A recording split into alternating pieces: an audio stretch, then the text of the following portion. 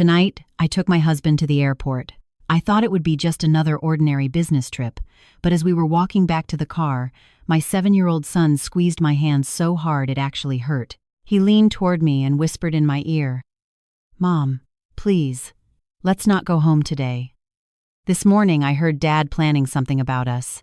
Please, this time you have to believe me." I believed him. That is why I hid with him in the dark, watching our own house with my heart racing, and what I saw next changed our lives forever. But before the story begins, let me know in the comments which city or state you are listening from, and don't forget to leave a like and subscribe so this channel can keep growing and bringing you even more intense stories. The blinding lights of the International Airport's departure terminal stung Sarah's eyes. The frigid air conditioning clashed with the warmth of her husband Mark's embrace.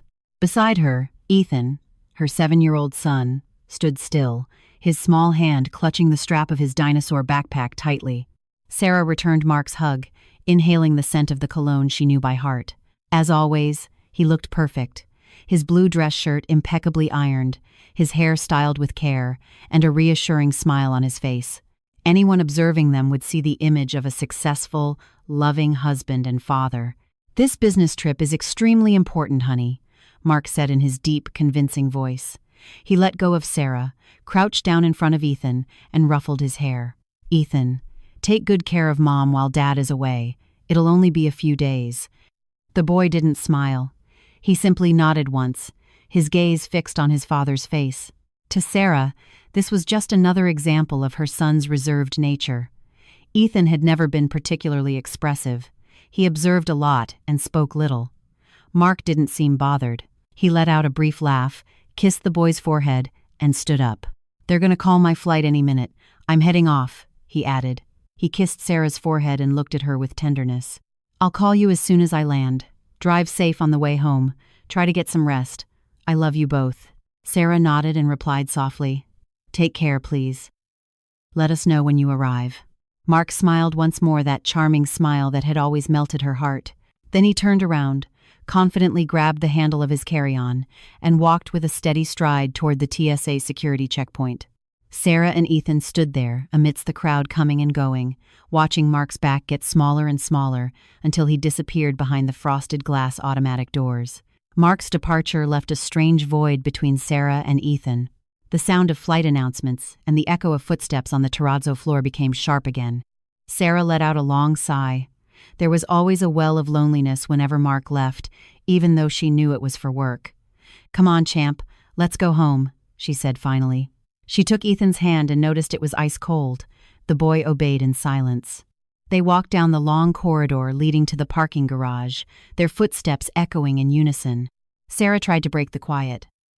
"When we get home, do you want me to make you some hot cocoa?" Ethan murmured something very low, an indistinct sound, difficult to distinguish between a yes and a no. Sarah assumed he was tired. They reached the dimly lit parking level. There were only a few cars on that floor.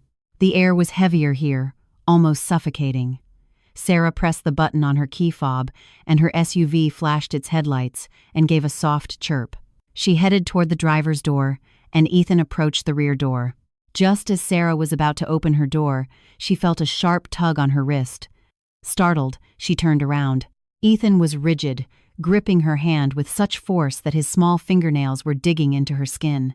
Under the yellowish light of the parking garage, the boy's face looked pale as paper. His eyes, wide with shock, were filled with a fear Sarah had never seen in him before. "Ethan, what's wrong?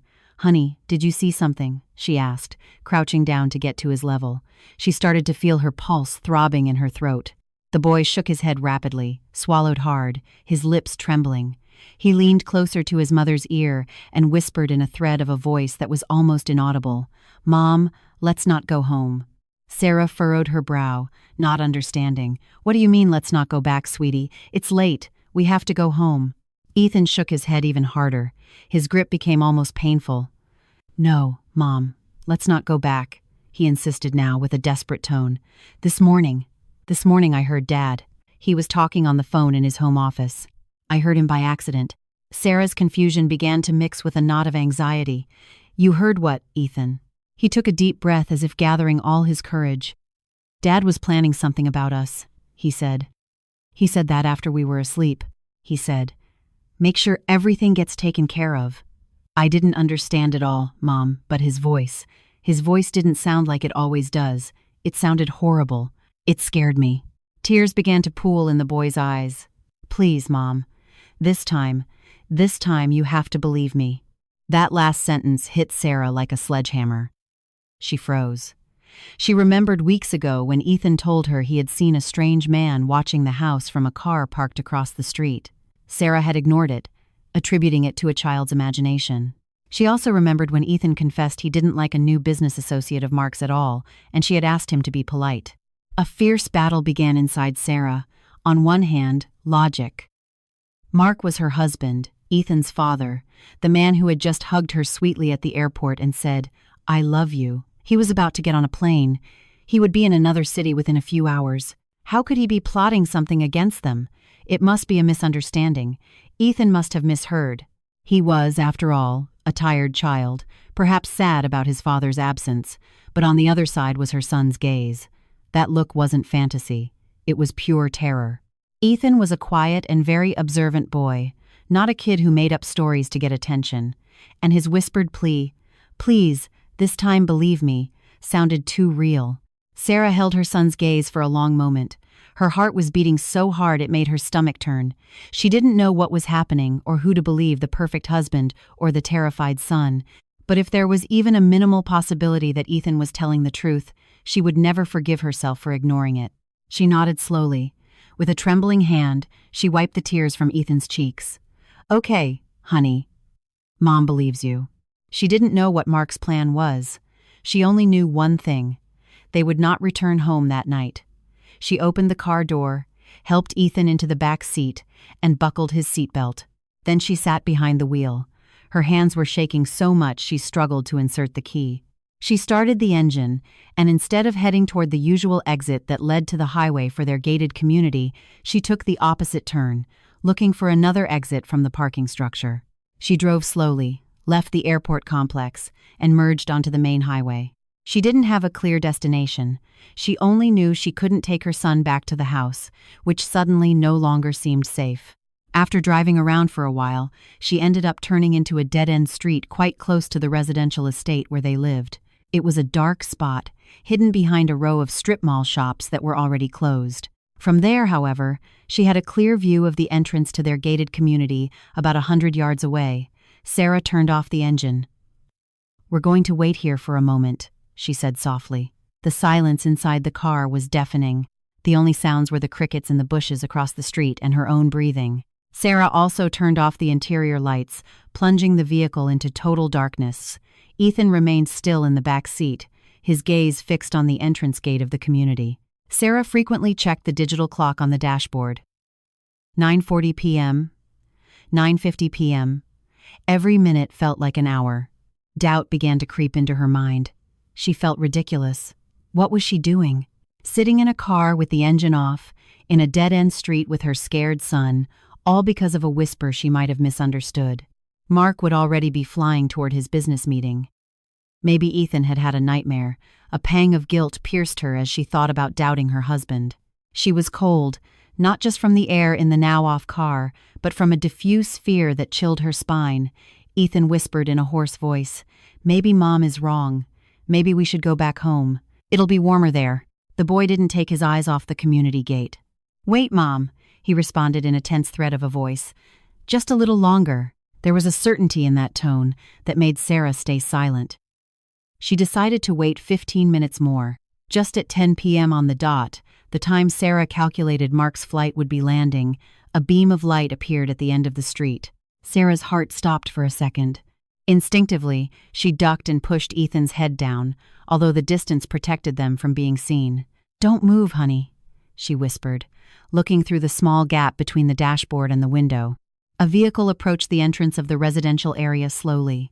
It wasn't a sedan like most of their neighbors drove, but a dark cargo van, with no logos or lettering on the body. The tinted windows made it impossible to see inside. The vehicle crossed the entrance calmly, not like someone running late, but like a predator gliding through its territory. It drove down the main avenue of the community and turned onto the street where Sarah and Mark's house was located. Sarah held her breath. The van slowed down and stopped right in front of their home, house number 17. A cramp shot through her stomach. It could be a coincidence, perhaps a maintenance service hired by Mark, but at 10 p.m. and in an unmarked van, a chill ran up her spine. The two front doors opened, and two men dressed in dark clothes got out, jackets and caps hiding their faces under the dim light of the street lamps.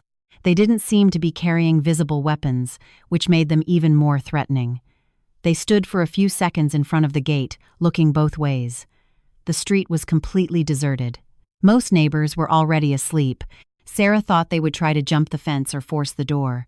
That would have been a burglary, something she could report by calling 911.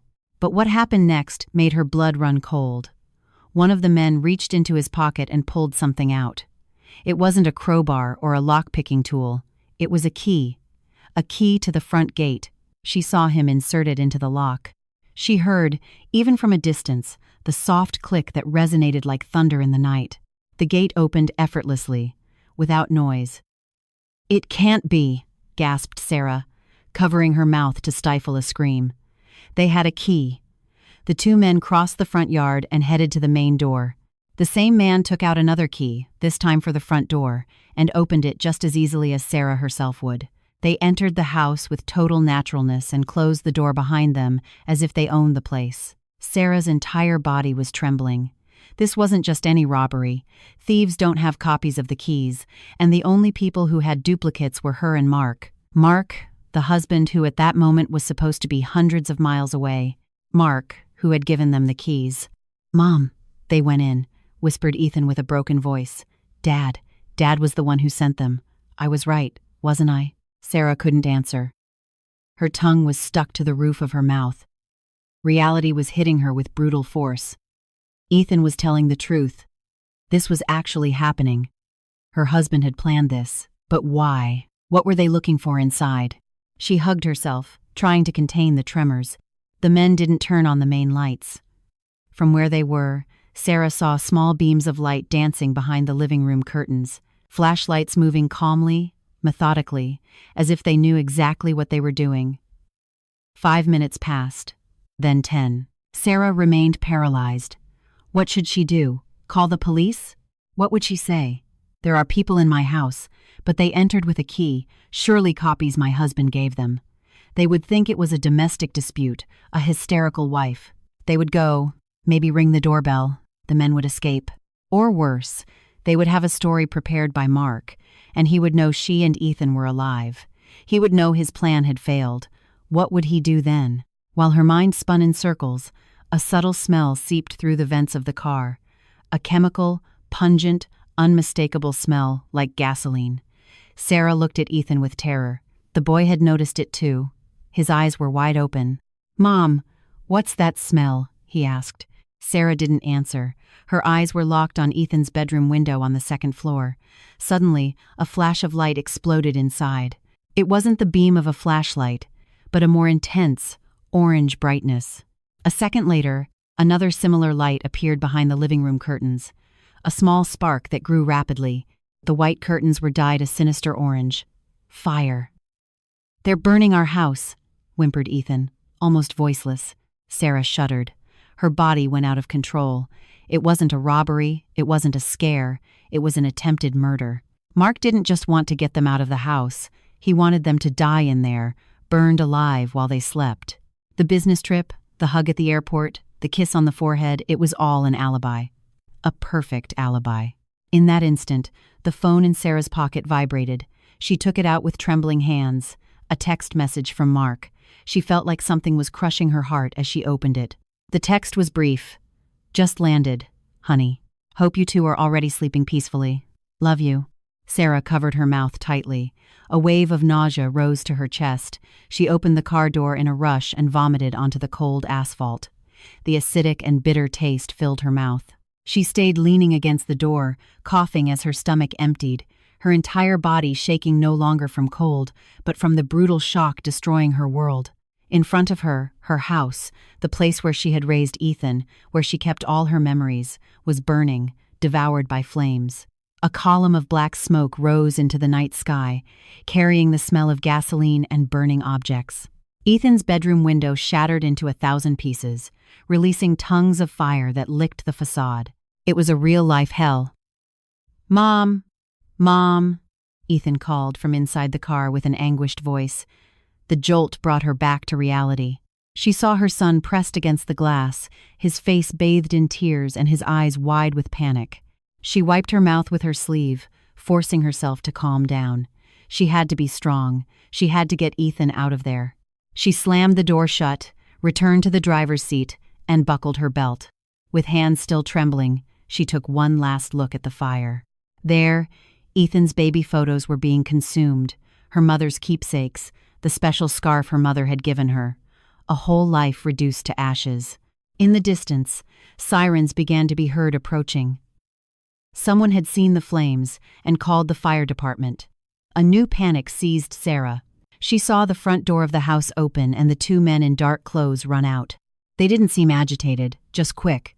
They got back into the van, and without turning on the headlights, they sped out of the residential area, turned the corner, and disappeared just seconds before the first fire engine arrived at the community entrance. They were escaping, and Sarah understood that she couldn't get close. She couldn't run toward the firefighters crying and saying her husband had tried to kill her.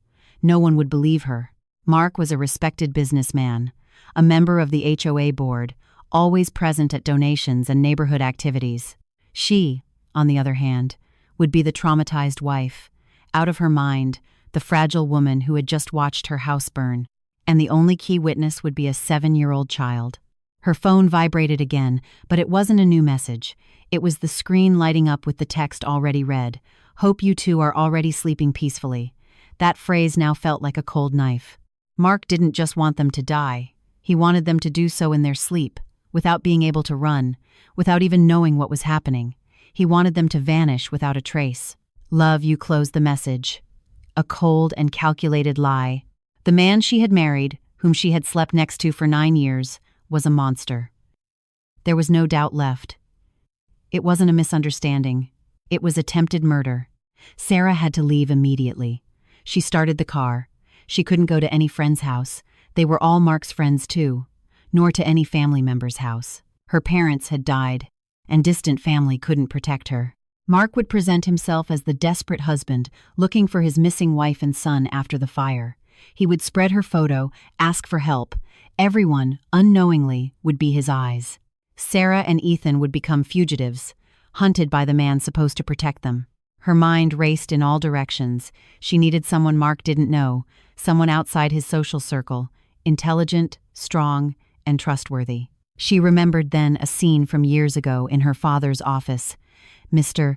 Albert Miller, shortly before he died, he had pointed to a stack of legal documents and said, "Sarah, life gets complicated. If you ever find yourself in a very big problem, one you can't tell anyone about, not even your husband, find this person." Her father had written a name and number on a thick card. "A lawyer. Her name is Beatrice Thorne. She is very wise and knows how to keep secrets." Sarah had kept that card in a drawer in her desk. That drawer was now burning in the house, but she still remembered the name, Beatrice. She also vaguely remembered the address of the office in the old downtown district. That was her only hope. She took a detour that led the car away from the residential area and the sound of the sirens. As she drove, she checked the rearview mirror constantly. Every time a vehicle got too close behind, especially if it was a dark van, her heart raced. She felt like prey being hunted. She had nothing. Her wallet, her ID, the cash, everything was in the purse she had left in the living room, now devoured by the fire. She only kept her phone, the car, the clothes on her back, and her son. It was everything, but that was enough to keep going. She had to get to the address she remembered.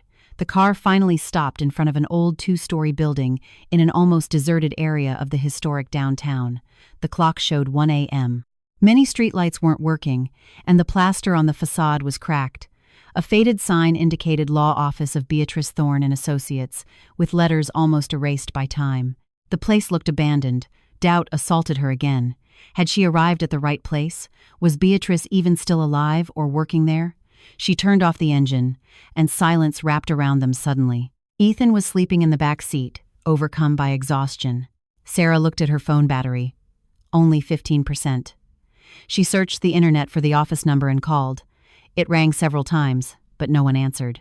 Of course, at this hour, the office would be closed. Desperate, she rested her forehead on the steering wheel. Tears of frustration threatened to overflow. What to do now? Sleep in the car? Suddenly, the phone vibrated in her hand. An incoming call from an unknown number. Sarah hesitated, fearing it was Mark, but she had no options. She picked up. Hello? The voice of an older woman, hoarse but firm, sounded on the other end. You called my office phone 3 times in a row at this hour, miss. I assume it's not to talk about taxes. Who is this? It's me, Sarah, she stammered. The daughter of Mr. Albert Miller. Her heart skipped a beat. Yes, I am Sarah. I'm in front of your office. I need help. Don't speak on the phone, the woman interrupted abruptly. 50 yards in front of you, there is an alley next to a convenience store. Go in there. You will see a green wooden door on the left. Knock 3 times. Quickly, the call cut off. Without thinking twice, Sarah started the engine, advanced to the indicated alley, and there, indeed, she found a worn green door. She parked in a corner that wasn't very visible and turned to her son. Ethan, wake up, honey, we're here. The boy blinked, disoriented.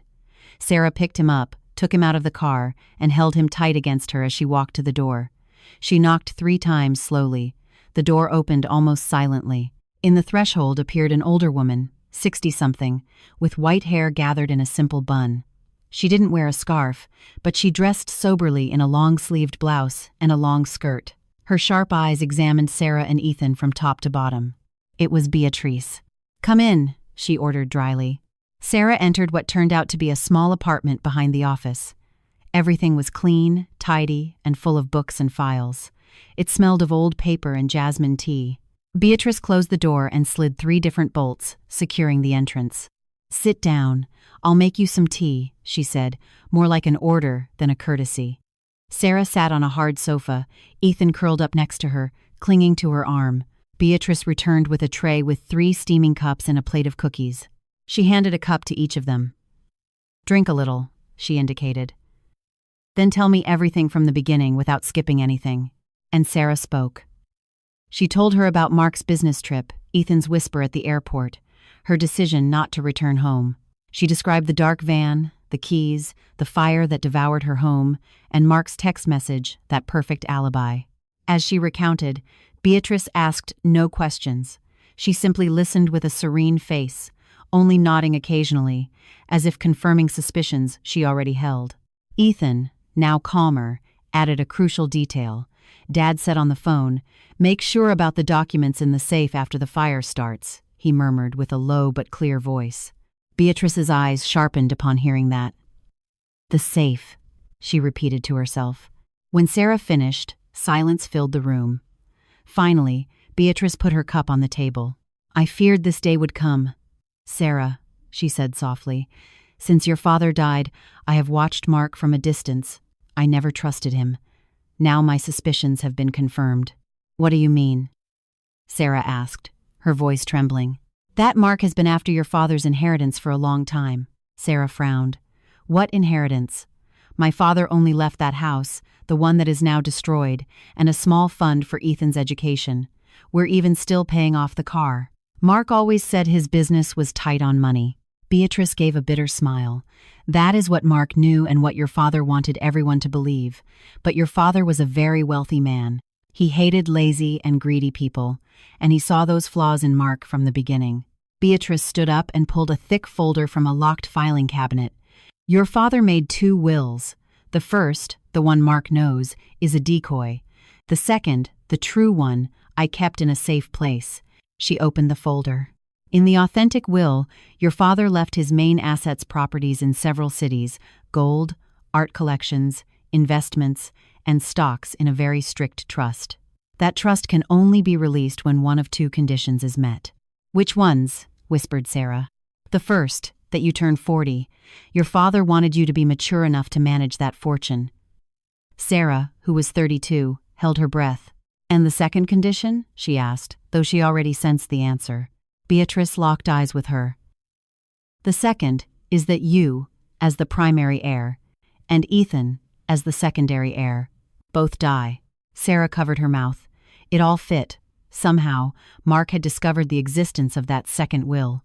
His business was in ruins. He was drowning in gambling debts and fraudulent investments. He was being hunted by unscrupulous loan sharks. Desperate, he had arrived at a cold and monstrous conclusion. He couldn't wait 8 years. He needed the money now. His plan, Beatrice continued, dissecting the case like a surgeon, was to kill you both in a tragic accident, the house fire. With his business trip alibi, he would present himself as the devastated widower. As the only surviving adult, he would use the death certificates to claim the trust. With you dead, the courts would grant him those assets as husband and guardian. Sarah sat in silence, crying without tears. Her entire life, her marriage, turned out to be a trap designed to destroy her. He failed, she said finally with a thread of a voice. We are alive. He failed because of Ethan, Beatrice nodded. And most importantly, he doesn't know it. Right now, Mark believes you are ashes. He will return surrounded by cameras as a heartbroken widower. He will organize a fake funeral and start moving papers. She closed the folder. He wanted his men to take documents from the safe. Yes, but he made a mistake. The information he really cares about isn't where he thinks. The trust is armored, and the key documentation was not in your house. Beatrice looked at Sarah seriously. Your father wasn't naive. He didn't trust just one will. He left another key, a secret that Mark doesn't know. And now that secret is our only weapon. Beatrice's small apartment felt like a safe cocoon in the middle of the storm. Outside, Sarah's life had been reduced to rubble. Inside, they began to hatch a plan. Sarah held a cup of cold tea with Ethan asleep in her lap, exhausted by fear and fatigue. Every breath hurt her, as if she had run a marathon. The man who had slept beside her for 9 years, the father of the child she was holding, had tried to burn them alive. It's not just greed, Beatrice said, breaking the silence from the desk where she was looking through a thick tome. It is desperation, and a desperate person is much more dangerous than someone simply greedy. She showed Sarah a page with several notes. I've pulled some strings. Mark's gambling debts in illegal offshore casinos are enormous. Furthermore, he diverted money from his clients into fraudulent investments. Not only is he broke, he faces fraud charges, and the loan sharks who lent him money are people who don't mess around. Sarah swallowed hard. So, this wasn't just for my father's inheritance? The inheritance is his emergency exit, Beatrice replied. The only way to pay everything at once and flee to start over. In his twisted mind, your death was the only solution. He saw himself cornered. Sarah closed her eyes. The flames returned again and again when she blinked. How are we going to prove it? She asked. He has an alibi. He was in another city. Who is going to believe us? They'll think I'm crazy from trauma. We won't prove it with words, Beatrice replied firmly. We will do it with what Mark has left behind. She leaned toward her. Ethan said Mark wanted his men to take something specific from the safe. That is important. Yes, Sarah nodded. He told them to make sure about the documents in the safe after the fire started. Suddenly she remembered something. That safe was installed by my father. It was fireproof and resistant. Whatever was inside will be intact. Exactly, Beatrice said. Mark believed that inside were property deeds or the true will. He wanted those papers to expedite his claims, but he was wrong. Sarah shook her head. My father wouldn't have been so reckless. He wouldn't have left such important documents at home, especially knowing Mark knew the combination. He gave it to him when he still trusted him. Beatrice stood thoughtful for a few seconds. Mark knew the combination, she murmured. So why didn't he open the box before leaving? Why send others after the fire? Maybe he wanted it to look like a robbery, Sarah ventured. Or maybe he didn't want his fingerprints there. Ethan's voice, soft but lucid, made them turn around. He wasn't asleep, just had his eyes closed, listening. Now he sat up with a serious expression. I know what Dad wanted to find. Beatrice and Sarah looked at each other in surprise. Sarah stroked his cheek. What was it, sweetie? It wasn't Grandpa's papers, Ethan said. It was Dad's papers. He took a breath. A few weeks ago, I woke up at night to get water and heard Dad yelling in his office. He was super angry on the phone. He said, Don't threaten me, all my notes are here. If I go down, you all go down. Sarah remembered it vaguely. She thought then that Mark was just very stressed. After that, the boy continued. Dad started opening the safe very often. I saw him from the crack in the door. He would take out a small black notebook, like a diary. He wrote in it with a scared face. Then he would put it away again. A diary? Mark, who boasted of having everything on his tablet and phone, writing a paper diary. "Ethan, are you sure?" Sarah asked. "Totally sure." And this morning, when Dad was talking on the phone at the airport, I heard him say, "The plan is still on. Burn it all, but make sure you get the black notebook from the safe. It's my insurance. I need that notebook. You can destroy the rest, but the notebook has to survive." The silence became denser. Beatrice was the first to speak, almost in a whisper. "My God, this child." She looked at Ethan with a mixture of amazement and admiration. Mark wasn't trying to get the inheritance from the safe, she concluded. He was trying to recover or destroy his insurance. "My insurance," Sarah repeated. He didn't trust the men he hired. He had written down everything about them, the debts, the names of the loan sharks, and perhaps the details of this murder plan. "Exactly," Beatrice said. A new spark shone in her eyes. He kept the diary in a fireproof safe, a secure place he knew well. He planned to retrieve it later, once the accident was consummated, to blackmail the loan sharks or silence the arsonists. He didn't intend to destroy that notebook. He called it his insurance. "But the fire," Sarah murmured. "They started the fire. They didn't take the notebook. Ethan said Mark wanted them to take it after the fire started." "They didn't have time," Beatrice reasoned. "The sirens arrived too soon. They got scared and fled." The three remained silent, measuring the scope of that. The safe was fireproof. The house was destroyed, but the box was still there among the remains.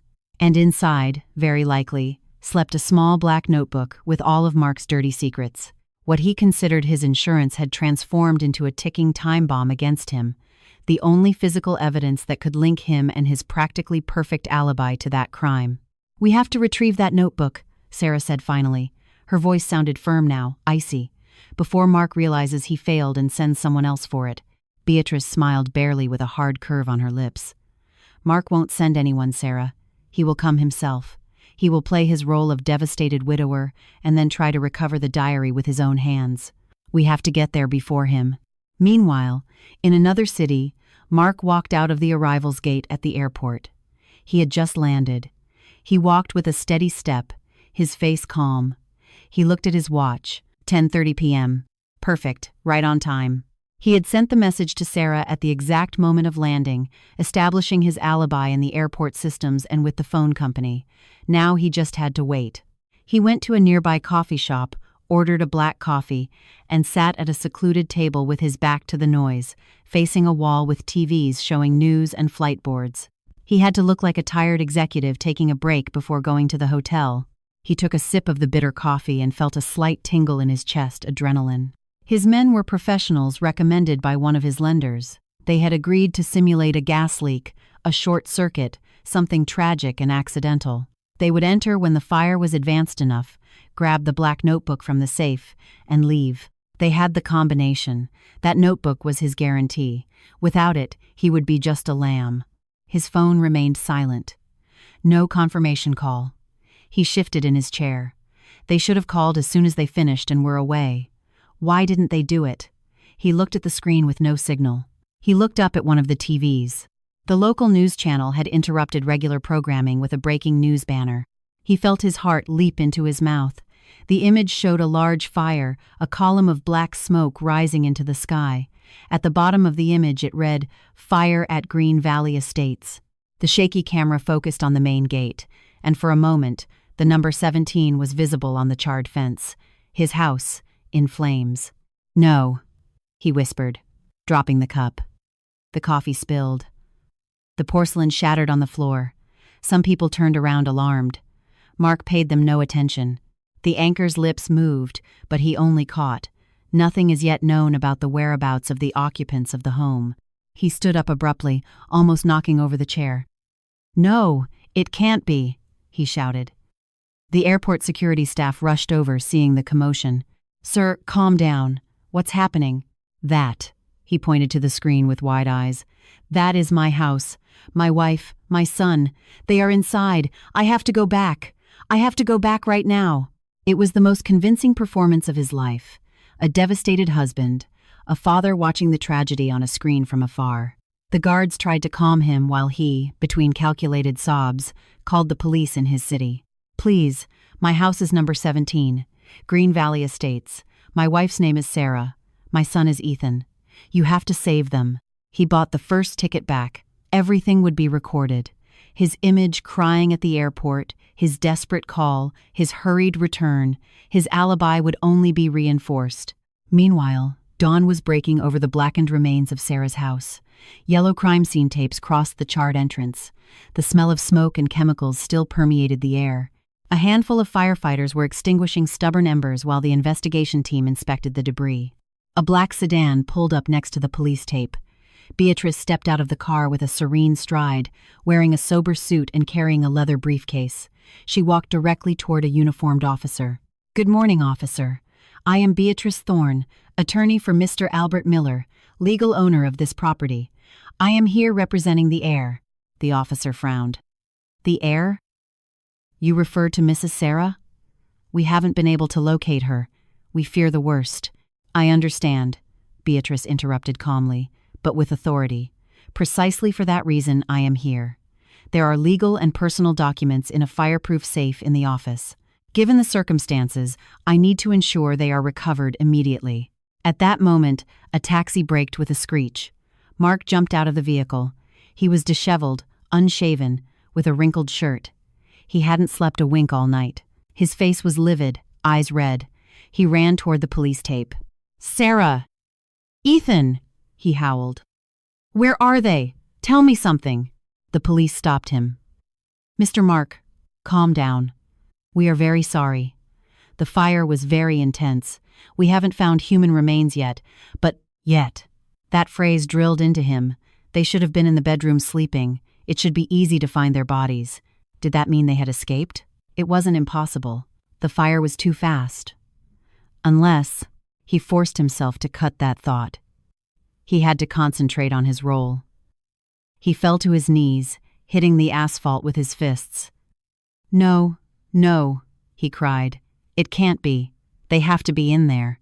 While he starred in his drama, Beatrice signaled the two men accompanying her, a locksmith specializing in safes and an assistant. They ignored him and headed to the area where the office was located. "Ma'am, this is the area where we believe the office was," explained a firefighter. "The safe is there, embedded in the wall, but it's still hot." "We will wait as long as necessary," Beatrice replied. "Wait!" Mark shouted upon seeing them advance toward the wreckage. "What are you doing? Don't touch anything of mine!" Beatrice turned to him. Her face was an impassive mask. "Mr. Mark, I am sorry for your loss, but that safe belongs to Mr. Albert Miller and is in the name of the trust. I am here to protect its contents." Mark froze. If he insisted too much, he would raise suspicions. If he lunged at the safe, he would destroy his image of a desolate widower. He was trapped. He could only watch, trembling with rage, as the locksmith worked on the blackened metal. The man moved with speed and precision. Heat still radiated from the surface of the box. Mark prayed silently that the notebook had burned, that the flames had destroyed everything. Finally, the door yielded with a metallic sigh. Beatrice advanced without fear, wearing gloves, and rummaged in the darkness of the interior. Mark held his breath. Beatrice pulled out a small, dented metal box. She opened it. Inside, damp with humidity and soot but intact, rested a black-covered notebook. She took it carefully, without opening it, and put it in her briefcase. She locked it and then looked directly at Mark for a few seconds that seemed eternal to him. In those eyes, he read a clear message. "Your game is over." Mark understood instantly that his plan had not only failed, but had backfired. The notebook that was supposed to save him would now be the evidence that could sink him. Worse still, it was in the hands of the only person he couldn't buy, intimidate, or deceive. Back in Beatrice's apartment, only the turning of pages could be heard. Dawn had already arrived, but for Sarah, the night wasn't over yet. Ethan slept deeply in the small bedroom, finally overcome by exhaustion. Sarah, however, was seated on the other side of the kitchen table, gazing fixedly at the black notebook open under the light. Beatrice had been reading it for an hour. Her face seemed calm, but the tension in her jaw gave her away. Finally, she closed the notebook gently. The click sounded like a cell door. "It is worse than we imagined," she said in a hoarse voice. "This notebook is everything." She raised her eyes to Sarah. In her gaze, compassion and a cold fury mixed. Mark was meticulous. He noted dates, names, amounts, the names of the loan sharks chasing him, the names of the 2 men who burned your house with the advances he paid them. "He wrote the plan," whispered Sarah. "Yes. He doesn't call it murder, of course. He calls it final solution. He describes the details of his trip as an alibi, the dates of the tickets, even drafts of the message he sent you." Beatrice pushed the notebook away as if it burned to the touch. "He also wrote about you. He says you are too naive and trusting, that he can't wait to resolve all this, to start a new life with your father's money. He even planned a vacation abroad after your mourning period." Every sentence was a slap. Naive, gullible. She had loved a man who considered her little more than a fool, and who planned her death while smiling across the table. "We have the proof," Sarah said with a broken voice. "We can go to the police."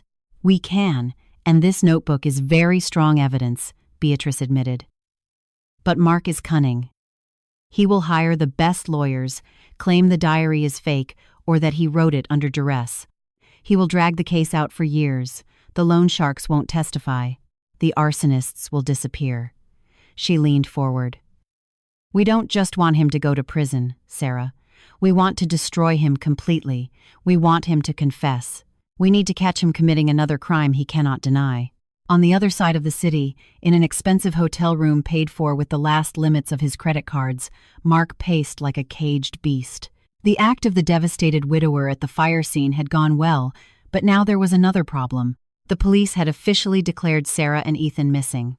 There were no human remains in the debris, no bones, no teeth, nothing to confirm their death. Without a death certificate, he couldn't collect the life insurance or claim the trust. His phone vibrated, a call from a number he didn't know. He felt a lurch. It could be a loan shark or worse, one of the arsonists claiming the rest of the payment for having failed to get the notebook.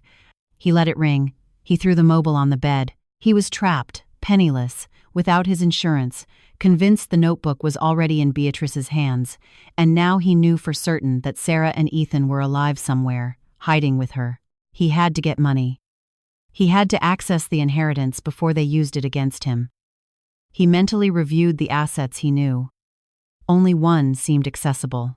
Something Sarah mentioned often, a personal legacy from her father, a safe deposit box in an old bank downtown. She said her father had kept childhood memories, but Mark always suspected there was something more, a list of assets, gold certificates. Maybe. The box was in Sarah's name, and only opened with a small key she wore as a pendant under her scarf. That key must have melted in the fire. What Mark didn't know was that this deposit was precisely the trap Mr. Albert Miller had prepared. Beatrice explained it calmly to Sarah that night. "Your father was very meticulous.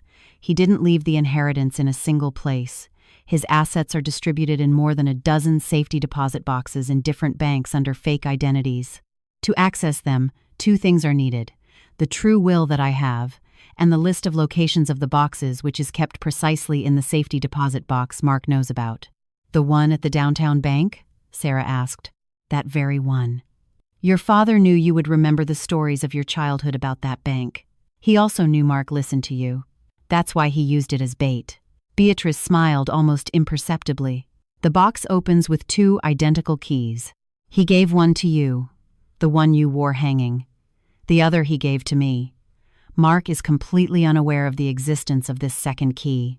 The gears began to fit in Sarah's mind. "So," Beatrice continued, "right now Mark is desperate. He knows of the existence of that box and is convinced that inside lies the route to wealth. He will do whatever it takes to open it. We just have to give him the opportunity." The plan was simple and brilliant. Beatrice had an informant, a low-level employee in one of the companies where Mark had invested, a young man named Damien, who was also in debt from gambling. Beatrice would use him as a mouse. Damien would contact Mark with a believable story. He would say that days before the fire, Sarah, terrified and about to flee, had entrusted him with the only valuable thing she had been able to save from home, a small pendant with a key. He would say that now he needed fast money to pay his own debts and was willing to sell it to him without asking questions. Mark, hearing that, wouldn't be able to resist. As final payment for the deception, Beatrice agreed to erase certain debts of the young man and offer him protection. 2 days later, Mark received that call in the parking lot of a shopping mall. Damien, nervous but well-instructed, played his role perfectly. He showed him the key, small, worn, identical to the amulet Sarah always wore around her neck. Mark gave him almost all the cash he had left in exchange. He retreated, clutching the key in his fist, convinced he had won. Sarah had been foolish enough to trust a stranger. Now he had what he needed. There remained only one obstacle. With Sarah dead and missing, how to justify him opening that box? Mark spent the night fabricating fake documents, a death certificate for Sarah obtained through shady contacts and a power of attorney, also forged, where she supposedly authorized him to manage that box if anything happened to her. He had everything ready. The next day, at 10 a.m., he would meet the bank manager. He took the bait, Beatrice informed Sarah that same night. Tomorrow he has an appointment at the bank in the old city. He will bring the key and the fake papers. Will the director stop him? Sarah asked. Mr. Darius Camp, the bank manager, was a close friend of your father, Beatrice replied. He knows the whole truth. The police will also be there, but they won't arrest him in the lobby. Beatrice stared at her. Mark has to be caught in the act. Mr. Camp will accompany him to the vault room, and there, in a private room, his game will end. The air in the bank's vault room was cold and smelled of metal and concrete. The silence was so deep Sarah could hear her own heart beating in her ears. She was sitting on a wooden chair inside a small booth, one of those where clients reviewed the contents of their boxes. Beside her, Ethan, his hand clinging to hers. In the corner standing, Beatrice and 2 plainclothes police officers who had arrived an hour earlier through the back employee entrance. The manager, Darius Camp, a tall man with gray hair, led them to the box area without anyone in the lobby seeing them. Now the clock marked 10 a.m., exactly when Sarah heard footsteps in the marble hallway. She recognized them immediately. Her heart dropped. It was Mark. What a horrible tragedy, Mr. Mark. Camp's compassionate voice was heard from outside. I can't imagine what you must be going through. Mark's voice sounded cracked, loaded with rehearsed sadness. Thank you, Mr. Camp. I just want to settle my wife's affairs as soon as possible. It is too painful. Sarah gritted her teeth. How easily the lies came to him. Of course, Camp replied. Did you bring all the documentation and the key? Here it is. The rustle of papers was heard. This is the certificate, and this represents the power of attorney she signed a few weeks before. Before all this, she said she was very stressed and wanted me to take charge of her finances if anything happened to her. Sarah almost choked. She had never signed anything like that. Everything seems in order, the banker commented with feigned naturalness. Follow me, please. The steps approached. They passed right in front of the booth where Sarah was hiding. She felt Ethan squeeze her hand. The steps stopped in front of a safety deposit box. She heard a key turn. This is the bank's key, Camp explained. Now use yours, please. Metal against metal. A click. The door of the box opened. Sarah imagined Mark holding his breath, waiting to find gold bars or millionaire documents. You see, Mr. Mark, Camp added. According to our records, Mrs. Sarah designated a guardian to supervise the opening of this box. It is a formal procedure for the protection of the heir. That person is already waiting for you in a private room, if you don't mind. A guardian. Mark sounded bewildered. But I am her husband. The heir would be our son, and he is. He is dead. It is a guardian appointed by Mrs. Sarah's father, Camp clarified. It is just a formality. Go in, please. He is already inside. They knocked softly on the door of the booth. One of the policemen opened it from inside. Mark appeared in the doorway, squinting, trying to adapt to the dimmer light. He looked older than a week ago, haggard, gaunt from stress.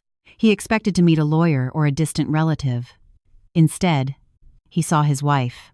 Sarah was sitting wearing a light blue scarf he himself had given her for her birthday, staring at him. There was no love in her eyes, only a cold hatred that pierced him like a knife. Beside her, Ethan, the son he had tried to burn alive in his room. Mark's face crumbled. It wasn't a gesture of surprise, but of pure horror, like seeing a ghost. The blood left his face until he was white. He opened his mouth but couldn't articulate a word. He stumbled backward, raising his hands as if he wanted to scare away a vision. The silence in the small room could be cut with a knife. Then, Ethan's little voice broke it. "You were looking for us, right, Dad?" he asked, without taking his eyes off him. Mark turned his head toward his son. Sarah slowly raised her hand. Between her fingers, she held something. Not the key to the box, but the black-covered notebook. "Or were you looking for this?" she whispered. Mark understood instantly. He had fallen into a perfect trap. He tried to turn to flee the small room, the bank, the entire country, but he couldn't move.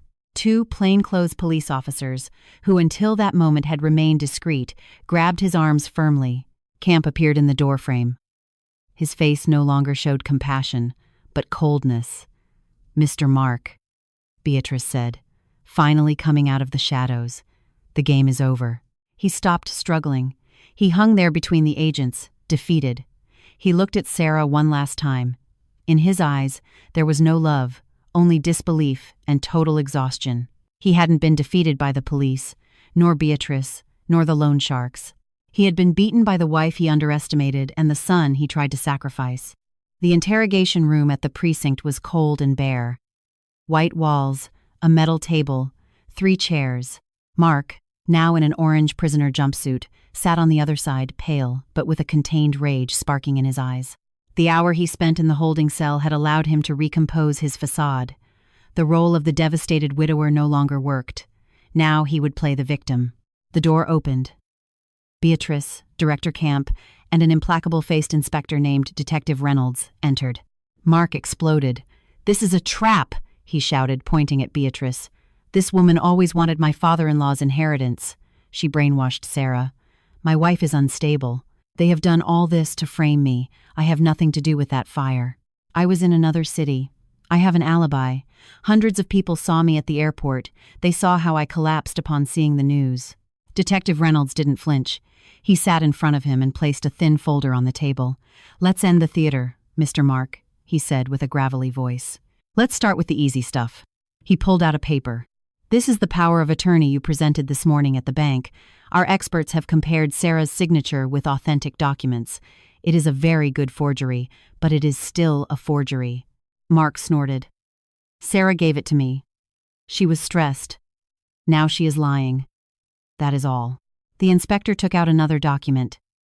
"This is Sarah's death certificate. You bought it through a criminal ring at the docks. The forger is already arrested and has declared that you commissioned it." Mark's face hardened for a second, but he didn't yield. He was desperate. "I thought they were dead. I wasn't thinking straight." "That proves nothing about the fire." "It was also desperation," Reynolds continued. "When you met with Damien in the shopping mall parking lot 2 days ago, the kid has told us that you bought a key from him. A key that, according to him, Sarah had left him when fleeing." Mark went mute. He hadn't imagined the mouse would talk. "Sarah used him," he replied finally. "She gave him the key to get money out of me. She set all this up. You have nothing solid, only her word against mine. I still have an alibi." Beatrice, who had remained silent, intervened. "Alibis are wonderful, Mark," she said calmly, "but they only serve if no one knows what you did before going to the airport." He glared at her. "Shut up, you old witch." She ignored him, took something out of her purse, and left it on the table, the black-covered notebook. "We didn't imagine you would be so meticulous," she commented. "Names, dates, transfers. The 2 men who burned the house, the order to recover this notebook after the fire. Everything is here." Mark locked his eyes on the notebook. His face contracted, but he still tried to resist. "That is not my notebook. I don't know what that is. You put it in the safe. You set me up." Detective Reynolds shook his head. "This diary is just the cherry on top," he said. "We don't even need it to convict you." Mark let out a hysterical laugh. "Lie. You have nothing else." "We don't," Beatrice replied with a soft voice. "But your son does." Mark turned to stone. "Ethan? What does he have to do with it?" Reynolds gave a signal. Another agent entered with a laptop and a small projector. He connected it and focused the image on the white wall. "A few weeks ago," the inspector explained, "your son Ethan bought a toy, a spy camera toy. Kids love those gadgets." Mark began to tremble. He vaguely remembered when Ethan had shown him a small robot with a camera. "Ethan didn't trust you," Beatrice continued. He said he saw you yelling many times on the phone, so he put his toy on the shelf in your office, pointing straight at your desk. He just wanted to know why you were so angry." Reynolds pressed play. The image was somewhat blurry, but Mark was clearly seen sitting at his desk talking on the phone. The date and time appeared in a corner, 2 days before the fire. The audio, however, was crisp. "The plan is still on." Mark's voice was heard, amplified in the room. "I will be at the airport when it happens. My alibi will be clean. Listen, burn the whole living room. Ethan's bedroom, the master. Make it look like an accident, but make sure you get the black notebook from the safe. It is my insurance. I need that notebook." Mark stopped breathing. The inspector advanced to the next clip. Mark talking with 2 men with their backs to the camera the night before. "I don't care how you do it," he said in the video. "Make sure they are asleep, gas, whatever. I don't want to struggle. When Sarah and Ethan are taken care of, I will make the second transfer. The inheritance will be available in a few weeks. We all win." They turned off the laptop and the projector. The room plunged into a heavy silence. The airport alibi had shattered. Those recordings were a confession before the crime. Mark looked at the table, his shoulders slumped. He stopped acting. He didn't cry, he didn't scream. He just looked up at Beatrice with empty eyes. "I was cornered," he murmured.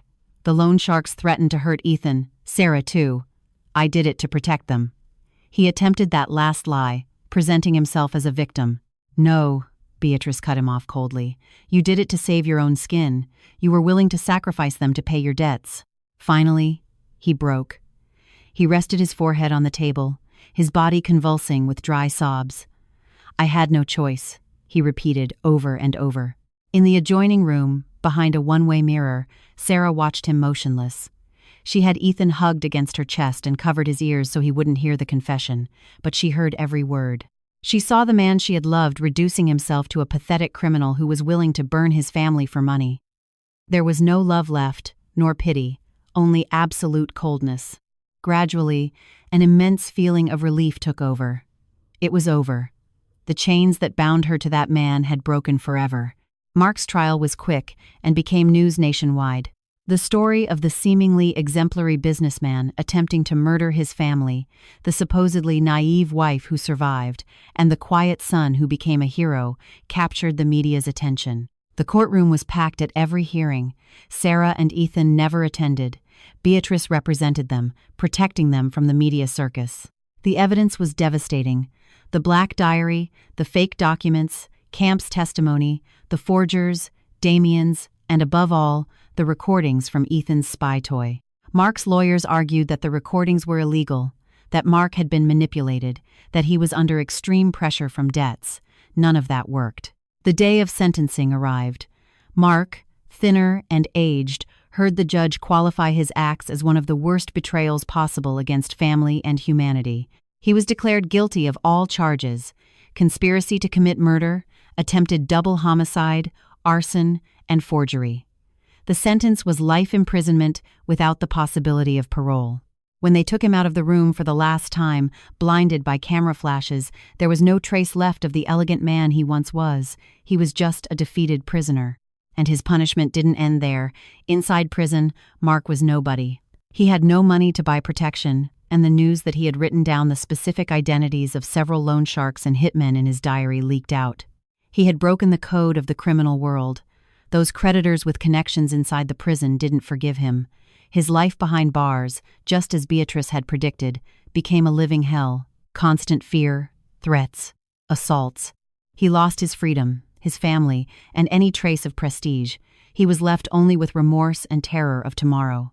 Weeks after the conviction, Sarah and Beatrice returned to the bank in the Old City, this time with a legitimate court order and the authentic key that Beatrice kept. They opened the box in Sarah's name. Inside there was no gold or jewels, only a letter from her father and a small notebook. The handwritten letter was full of affection. Mr. Miller explained why he had hidden his fortune. "I only wanted you to find your own happiness, daughter, not a happiness bought with money. Money is just a tool. In bad hands, it destroys." The notebook contained the list of the other safety deposit boxes, a dozen banks, fake names, box numbers. It was a treasure map. It took months to regularize everything legally. The inheritance turned out to be much larger than Sarah ever imagined, a fortune capable of maintaining her family for generations. But that money weighed heavy. Knowing it had almost been the cause of her death, Sarah made a decision. She sold everything remaining in Mark's name or linked to him. She donated that money to orphanages and charities. She didn't want to touch a single cent contaminated by him. She would only use the clean assets inherited from her father. A year passed. The laughter of children filled a simple but cozy garden in a new house on the outskirts of the city. It wasn't a mansion, but a bright and warm home, far from the shadows of the past. Sarah was sitting on the porch with a brightly colored scarf, stirring a cup of jasmine tea. She had a serene air. The lines of tension in her face had almost disappeared. Ethan, now 8 years old, ran across the lawn chasing butterflies. He was still in therapy, but the nightmares were less frequent. He spoke more, laughed more. He had gone back to being a child. Sarah didn't limit herself to living off the inheritance. In the city center, a new building displayed a sign, the Miller Legacy Foundation. Under Beatrice's guidance, Sarah dedicated her father's money to creating an organization with 2 goals: offering full scholarships to brilliant children from humble families, observant children like Ethan, and providing free legal aid and safe shelters for women and children trapped in abusive or manipulative relationships. She transformed the inheritance that almost killed her into an instrument to save others. That would be her true legacy. Ethan ran toward the porch with a flower in his hand, a white daisy. "It's for you, Mom," he said, smiling. Sarah accepted the flower. She felt her heart fill with warmth. "Thank you, my love." He wrapped his arms around her. "Thank you for believing me, Mom." Sarah returned the hug tightly, kissing the top of his head.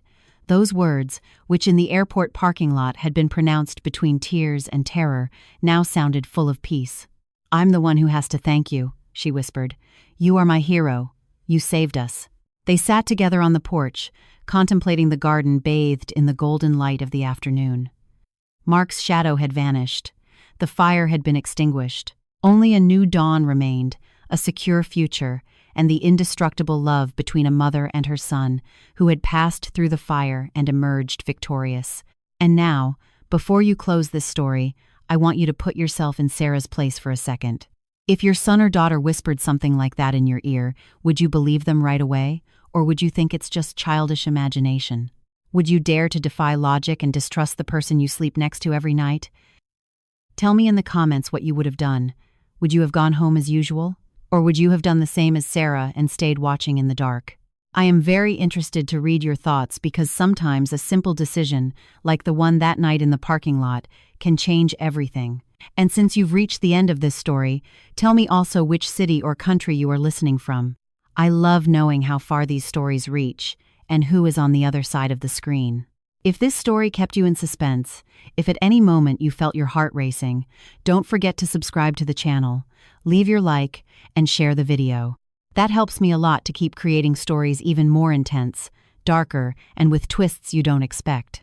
Activate the bell also so YouTube notifies you every time I upload a new story, because I assure you that what comes next can be even more disturbing than what you just heard. Yeah,